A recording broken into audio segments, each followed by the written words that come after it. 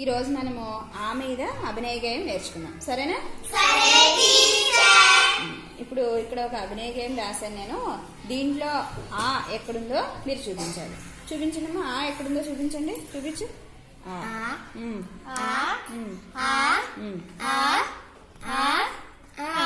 ఇప్పుడు ఈ అభినయ గేయం నేను పాడతాను, మీరు వెనకాల మీరు కూడా పాడండి.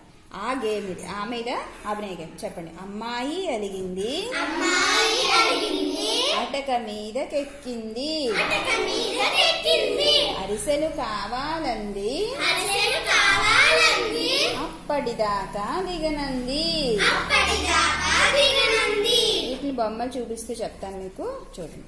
ఫస్ట్ ఇదిగో ఇక్కడ ఈ బొమ్మలో మీకు ఎవరు కనిపిస్తున్నారు? ఇక్కడ ఈ అమ్మాయి ఎలా ఉంది?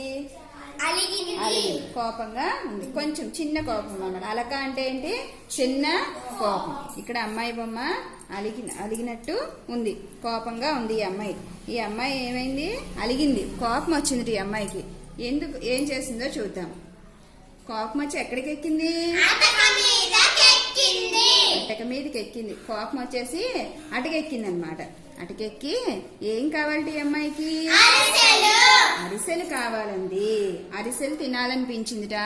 అరిసెలు వాళ్ళ అమ్మ ఇవ్వట్లేదని చెప్పి అటక మీదకి ఎక్కి కూర్చుందిట. నాకు అరిసెలు కొనాలి, నాకు అరిసెలు ఉంటే చాలా ఇష్టం, నాకు తినాలని ఉంది అని చెప్పింది అనమాట. అరిసెలు ఎలా ఉంటారా?